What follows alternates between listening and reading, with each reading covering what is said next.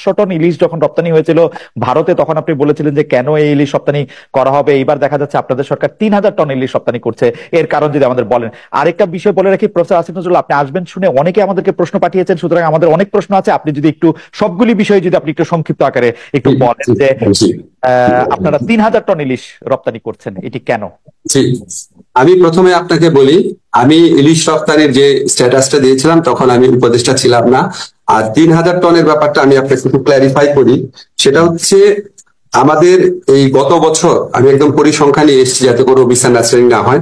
গত বছর 3950 টন ইলিশ রফতানির সর্বোচ্চ অনুমোদন দেওয়া হয়েছিল। প্রকৃত রফতানি হয়েছিল 802 টন। এই বছর তার চেয়ে কম ইলিশ রপ্তানির অনুমোদন দেওয়া হয়েছে 3000 টন। অ্যাকচুয়াল রপ্তানি কত হবে সেটা আপনি at the end of the day দেখেন। কাজে আপনি যদি পরিসংখ্যানে তুলনা করেন তাহলে 3950 টনের সাথে 3000 টনের তুলনা করতে হবে। আর 500 টন আমি যে স্ট্যাটাসটা দিয়েছিলাম এটা দ্বিতীয় ফেজে 500 টন রপ্তানি করার কথা বলা হয়েছিল, কিন্তু গত বছর আসলে প্রকৃত রপ্তানি হয়েছিল 802 টন। এটা পত্র পত্রিকায় প্রকাশিত রিপোর্ট, আপনার প্রথম আলোর রিপোর্ট, আপনার পরীক্ষা করে দেখতে পারেন। এখন আপনার যখন আমি ইলিশ মাছের ইয়েটা দিয়েছিলাম, আমি ওখানে কি বলেছিলাম ভালো করে খেয়াল করেন। 500 টন ইলিশ কেন পাঠানো হচ্ছে? ভারতকে খুশি করার জন্য, যারা আমাদেরকে পানি দেয় না, যারা আমাদেরকে সীমান্তে হত্যা করে, যারা আমাদের সাথে আপনার অবমাননাকর মন্তব্য করে, এরকম। তো আমার কনটেক্সটটা ছিল, আপনি যদি ভালো মতো মেসেজটা দেখেন, আপনি যদি ভারতের সাথে মর্যাদাপূর্ণ সম্পর্ক থাকে, বন্ধুত্বপূর্ণ সম্পর্ক থাকে, ওই বন্ধুত্বপূর্ণ সম্পর্কের আলোকে, ভারসাম্যমূলক সম্পর্কের আলোকে আপনি ইলিশ রপ্তানি করেন না কি করেন সেটা নিয়ে মানুষের অত মাথা ব্যথা থাকতো না। আপনি এমন একটা দেশ, তখন প্রতিটা নিয়ত ভারতের যে সমস্ত পদক্ষেপে সরকারের নতজানুমূলক দৃষ্টিভঙ্গি ছিল, সীমান্তে মানুষ মারা যাচ্ছে, আর বাংলাদেশ সরকারের সাফল্য ছিল যে ওই লাশটা নিয়ে আসছে সেটা তাদের সাফল্য। মানুষ মারা যাচ্ছে সেটাকে সরকার সমর্থন করতো, তৎকালীন শেখ হাসিনা সরকার বলতো আমাদের লোকরা অপরাধ করে যায় দেখে মারা যায়, আমরা পানি পাচ্ছি না সেটার কোনো প্রতিবাদ করতো না ঠিক মতো, অথচ আমাদের পানি ফেনী নদীর পানি দিয়ে দিচ্ছে, আমাদের এখানে ভিতর দিয়ে ট্রানজিট নিয়ে যাচ্ছে। আমি নেপাল আর ভুটানের সাথে সামান্য ট্রানজিট পাচ্ছি না। দিনের পর দিন ভারতের যারা শাসক আছে আমাদের দেশ সম্পর্কে অত্যন্ত অবমাননাকর অপমানজনক উক্তি করতো, আমাদের মন বিষিয়ে থাকতো সব সময়। তো আমার কনটেক্সটে ছিল এইরকম একটা কান্ট্রিকে সারাক্ষণ আমাদের দেশের প্রধানমন্ত্রী বলতে থাকতে, আপনার খেয়াল আছে নিশ্চয়ই, তৎকালীন প্রধানমন্ত্রী, যে ভারতকে যা দিয়েছি কখনো ভারত সেটা ভুলতে পারবে না। তখন আমাদের মনে প্রশ্ন আসতো, এটা কি আপনার পৈতৃক সম্পত্তি নাকি আপনি যা ইচ্ছা দিবেন? কাজে তখন মনে তো অপ্রকাশ্য অনেক জিনিস আছে। তো ওই কনটেক্সটে আমি বলতাম যে আপনি এমন একটা দেশকে এই জিনিসগুলা দিচ্ছেন যে দেশ আমার বর্ডারে এটা মারে, প্রতিবাদ করেন না, পানি চান না, এই চান না, ইত্যাদি। সেই ক্ষোভ থেকে তখন অনেক কিছু বলেছি। আমি একটু ক্লারিফাই করি, এখন তো আর সেই সরকারটা নাই। এখন কি আমার সরকার বর্ডারে যখন হত্যা হয় প্রতিবাদ করে না? কঠোরভাবে প্রতিবাদ করে।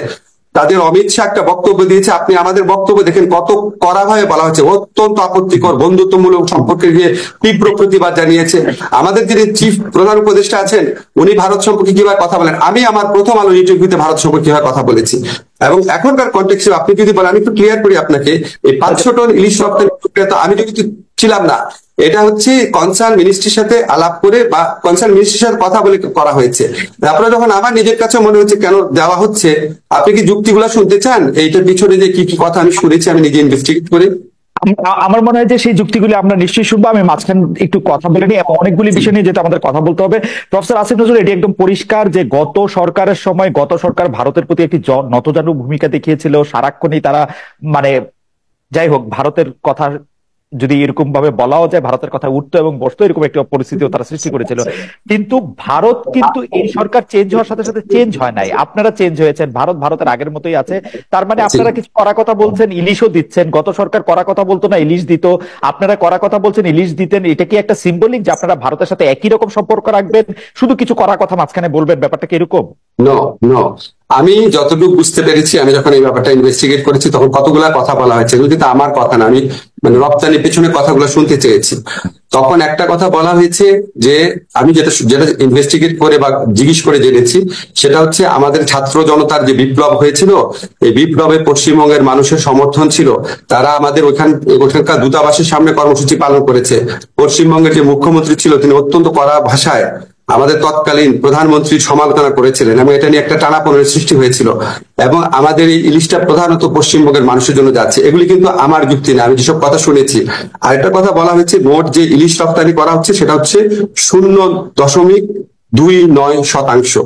এগুলি অন্য পক্ষের কথা। এবং সবচেয়ে বড় যে কথাটা বলা হয়েছে, ভারতের সাথে আমরা সম্পর্ক মানে রিঅ্যালাইনমেন্ট করতে যাচ্ছি, আমরা একটা ভারসাম্যমূলক সম্পর্ক প্রতিষ্ঠা করার দিকে যাচ্ছি। সেখানে আমাদের জন্য অত্যন্ত জরুরি বিষয় হচ্ছে আদানির বিদ্যুৎ কেন্দ্র, রামপাল কেন্দ্র, আমার বর্ডার কিলিং।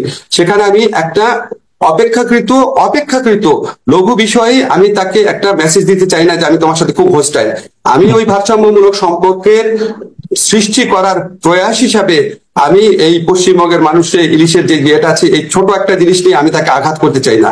ছোট জিনিস ওই আমি আপনাকে বলা আমার ইনভেস্টিগেশনের বক্তব্য। আমার মনে হয় প্রফেসর আসিফ নজরুল আপনি ঠিকই বলেছেন। আমরা জানি যে বাংলাদেশের একজন কবি, লেখক, চিন্তক ব্রাত্য রায় এই কথা বলেছেনও, যেহেতু মমতা ব্যানার্জি এখন তার দেশে বা তার প্রদেশে একটি ধর্ষণ কাণ্ড নিয়ে খুবই বিপজ্জনক অবস্থায় আছেন, তাকে আসলে সেভ করার জন্য আপনারা ইলিশ মাছ দিচ্ছেন এবং তাতে মোদী সরকার একটু বিরক্ত হবেন, বিব্রত হবেন, সেটাও আপনাদের লক্ষ্য, এটা অনেকে বলছেন। অর্থাৎ না না, আমি সেভাবে বলতে চাচ্ছি না, আমি শুধু শুনেছি যে পশ্চিমবঙ্গের মানুষ আমাদের আন্দোলনকে সাপোর্ট করেছে, পশ্চিমবঙ্গের মুখ্যমন্ত্রী অত্যন্ত শক্তভাবে নিন্দা করেছেন। এটা ইলিশ পাঠানো বন্ধ মানে পশ্চিমবঙ্গের মানুষের সাথে হোস্টিলিটির মতো একটা, এটা আমি শুনেছি।